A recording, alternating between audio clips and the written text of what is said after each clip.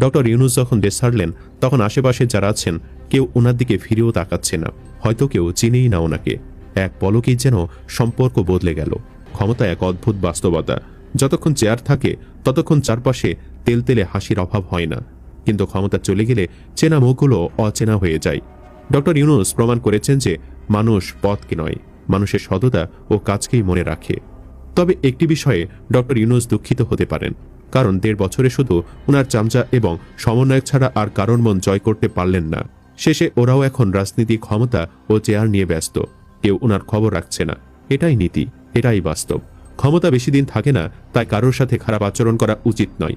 বাংলাদেশের সুনাম গোড়াতে এসে সাঙ্গ পাঙ্গ হারিয়ে উল্টো দুর্নাম কুড়িয়ে নিয়ে যাচ্ছেন। এখান থেকে সবার শেখার উচিত। জানলে অবাক হবেন, ডক্টর ইউনূসকে 2 দিনের জন্য গৃহবন্দী করে রাখা হয়েছিল। সেটা কি জানেন আপনারা? এই গৃহবন্দীটা অন্যান্য গৃহবন্দীর মতো না। এটা এমন ছিল, ডক্টর ইউনূসকে একটি পক্ষ থেকে হার্ডলি বলা হয়েছিল, আপনি কোনো প্রেস ব্রিফিং ফেস করবেন না, সিদ্ধান্ত দিবেন না, এই কাজটা এইভাবে করবেন না। সব পক্ষ যেভাবে বলা হবে সেভাবেই করতে হবে। এভাবেই তাকে কুক্ষিগত করে কোণঠাসা করে ফেলা হয়েছিল। অথচ কত কত কাজ করার কথা ছিল তার।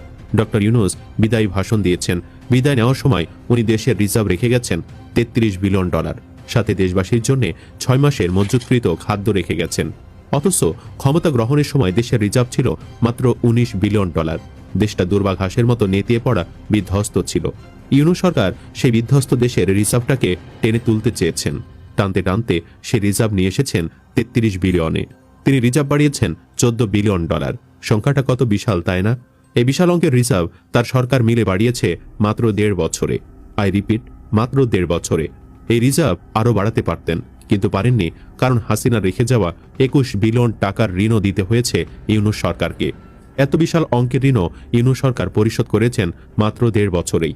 পাশাপাশি জনগণের ভালো করতে গিয়ে, দ্রব্যমূল্যের দাম কমাতে গিয়ে শত শত কোটি টাকা ভর্তুকিও দিতে হয়েছে। হাসিনা আগে বাহিরের দেশ থেকে ঋণ আনত, তারপর তার এমপি মন্ত্রীরা সে রিজার্ভ নিজেদের পকেটে ঢুকে বিদেশে আলিশান বাড়ি করত, গাড়ি কিনত। সে ঋণের বোঝা অসহায়ের মতো টানতে হয়েছে ইউনূস সরকারকে। অথচ ইউনূস সরকার অন্তর্বর্তী সরকারের ক্ষমতা নিতে চাননি।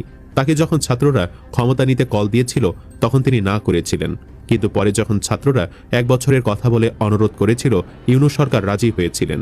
কিন্তু তার শর্ত ছিল একটাই, তাকে কাজ করার সুযোগ দিতে হবে, জনগণ কথা শুনতে হবে। অথচ তাকে কাজ করার সুযোগ দেওয়া হয় নাই। জনগণও শত শত আন্দোলন করতে গিয়ে তার কথা শুনে নাই। ইউনূস সরকার চেয়েছিলেন দেশের সেনাবাহিনী, রাজনৈতিক দল, আমলা, সচিবরা দেশটাকে সংস্কার করবে, আর ডক্টর ইউনূস জনপ্রিয়তা দিয়ে বাহিরের দেশ থেকে বিনিয়োগ আনবেন।